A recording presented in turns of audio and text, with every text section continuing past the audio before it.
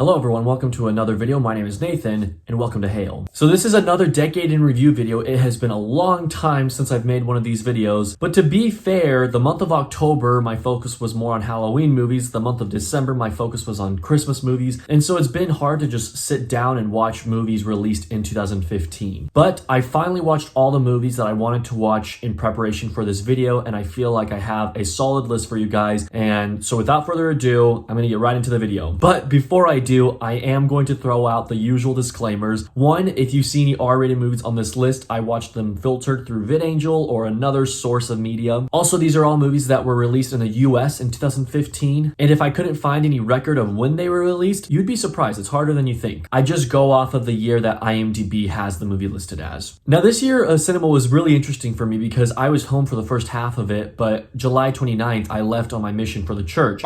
And so as far as movies go that were released August and beyond in 2015, I didn't see them until way after my mission. And so it was an interesting year. Before I get started, I'd just like to throw out a few honorable mentions. Room, The Gift, Mission Impossible 5, Rogue Nation, and Brooklyn. Number 10 goes to Joy. Now, this was one of those movies that I missed because it came out when I was on my mission. And from what I understand, it's not well liked by a lot of people. I don't really see why. I really enjoyed this movie. The plot is very simple. It's just about Jennifer Lawrence. She creates a sort of mop and she wants to advertise it. She wants to get big with it. But it was the style of editing and a style of filmmaking. And plus, Jennifer Lawrence always gives great performances. All those things were what I liked about the movie. Number 9 goes to AntMan. This probably isn't on a lot of people's 2015 list, but honestly, AntMan was what really introduced me to Paul Rudd, and now I would consider him one of my favorite actors working today. His character, Scott Lang, is so entertaining and comedic. And I love how the movie is very aware that Ant-Man is definitely not the coolest superhero amongst superhero options.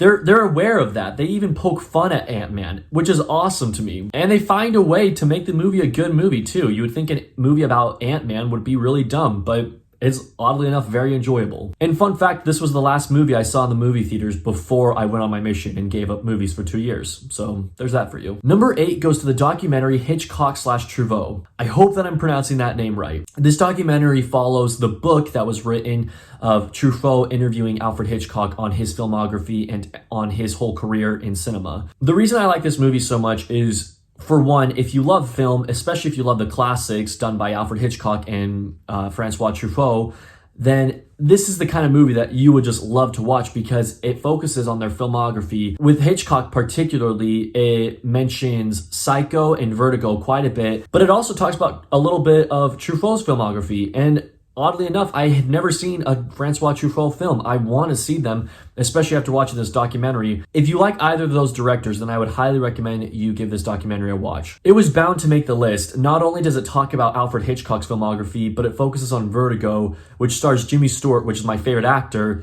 and it also focuses on Psycho, which is my favorite Hitchcock film. I mean, obviously, it made the list. Number 7 goes to Mad Max Fury Road. This is a movie that the first time I saw it, I didn't really understand all the hype behind it. I liked it the first time, but it has a very unique style of editing, and I wasn't a big fan of it the first time I saw it. I rewatched the movie in preparation for this Decade in Review video, and for whatever reason, the editing style worked for me much more this time. And also, I couldn't help but appreciate just all the action in this movie. This movie is so action-packed. I was entertained the entire time, and I loved that. Plus, I've gotta say, the score for this movie is one of my favorites, honestly, of the past decade. I loved the score for this film. It is, I don't really know how to describe it. It's just one of those scores that's kind of like Hans Zimmer in Dunkirk, where it's just an intense score and it gets your heart racing, and it just goes so well with the movie plot that I think that they really accomplished something great with the score for this film. Plus, Charlize Theron's character Furiosa is so sick. She has to be my favorite character of the movie. She is just awesome in this movie. Okay, coming in at number 6 is Me and Earl and the Dying Girl. This is a movie that I saw in theaters, actually, summer 2015. On first glance, some would probably just think of this movie as another teen drama, just a forgettable teen drama, but I feel like it's so much more than that. And the story even acknowledges that it's not your cliche love story, and I really like that about it. Plus, the character of Greg, I feel like I can relate to him in a lot of ways, which perhaps makes the movie more personal to me, and that's probably why I like it more. He's kind of the guy in high school who he relates to all cliques of people. He's not really part of one clique, and I feel like that's exactly how I was in high school. And also Greg, he loves making home videos with his friend Earl, and in high school, I loved making videos with my friends. And also Greg has a big love for movies, including the Criterion Collection, and that was me in high school.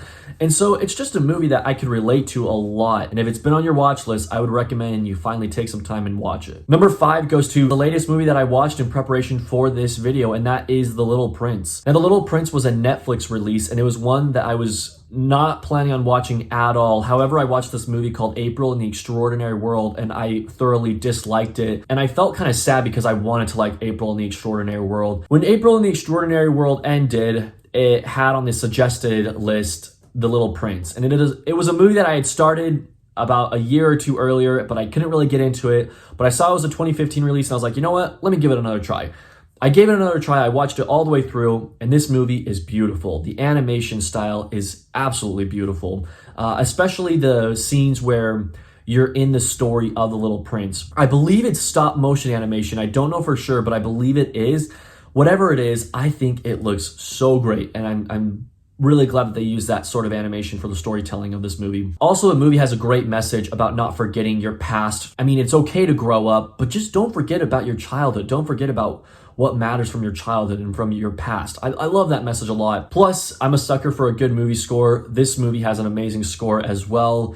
Moments in this movie just gave me chills, and I love when a movie can do that. And most of the time it's because of the score, also because of the story, and this movie accomplished both of those things, a great score and a great story. Number 4 is Spotlight, the Best Picture winner of this year. I'm going to be talking about a little bit of spoilers, so if you haven't seen it, just fast forward this number. My favorite scene from this movie had to be the scene where the children are singing Silent Night, and it just shows the Spotlight workers gathering all the information that they can against these Catholic priests. That song mixed with the plot of this movie, it added a very eerie tone for that scene, and I really liked that. The performances are great in this film, most notably probably Mark Ruffalo. I thought he was great in it, probably my favorite performance of the movie. And I also love the way the movie ends, how they're opening up all these other cases now that they've given light to these hidden cases that not a lot of people have talked about for years. I love how the movie ends with more and more cases are being opened up and more people are speaking now about the way that they're treated as children. I love the final line of this movie too, how it's just all the Spotlight workers taking all these calls from victims, and the final line is Spotlight, and then it just cuts to black. I thought that was great. The whole movie is very sad, but important too. I don't know, I just really enjoyed it. It was a good one. Oh gosh, okay, I'm almost done. Number 3 goes to Inside Out. I don't know what else to say, what more to add to the table. It's just a great movie. The whole story is so complex, yet it's creative and it's simple for any viewer to watch. At the same time, the characters that you're introduced to, all the emotions are so fun. They're just instant classic Pixar characters that will be remembered through all of time. And I've mentioned it before, but Bing Bong, favorite part of the movie is anything with Bing Bong. It's just, this movie is great. It's very emotional. No pun intended. It's great. Watch it. Now, for my top 2 movies, it was very hard for me to decide which movie I would put in which ranking, number 2 or number 1. And honestly, it just came down to which movie means more to me.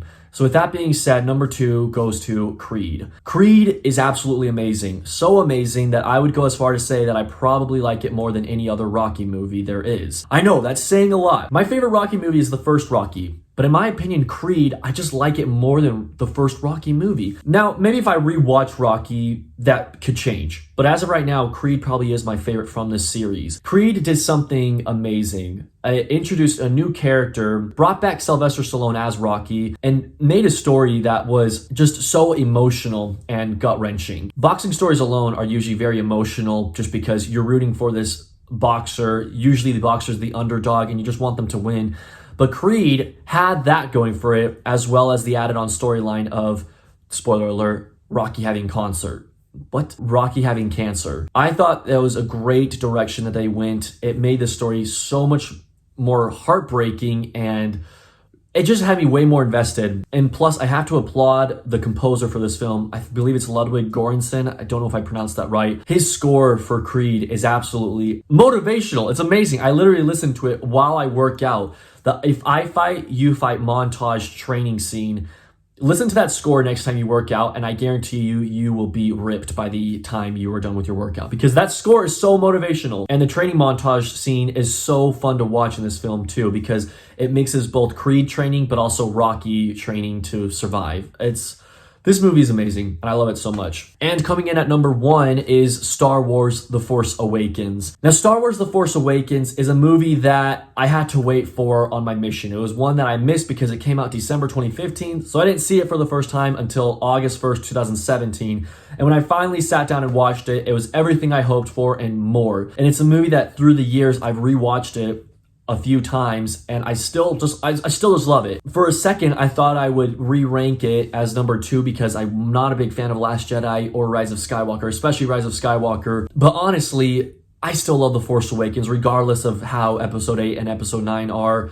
Force Awakens was just perfect for me, and I'm so glad that it went well. So there's my list. So if I were to describe the year 2015 in a sentence, I would call it the year of emotion. This year brought a lot of emotion with movies such as Inside Out, which is literally emotion, but it also brought movies like Star Wars, which is emotional to me because I love Star Wars so much. And it also brought Creed, which was motivational and emotional. Okay, and now it's time to talk about my overall ranking for this year. And so I saw a total of 42 films this year. I know, not a lot, but again, I kind of missed half of the year because of my mission. Out of all the 42 films I saw, the average rating that I would give to the year 2015 is a 7.2 out of 10. And so yeah, it was a pretty solid year for movies. Thank you guys so much for watching. Make sure to give me your rankings of the year 2015, and hopefully 2016 will be out sooner than 2015 was. Thank you guys for watching. Have a great day.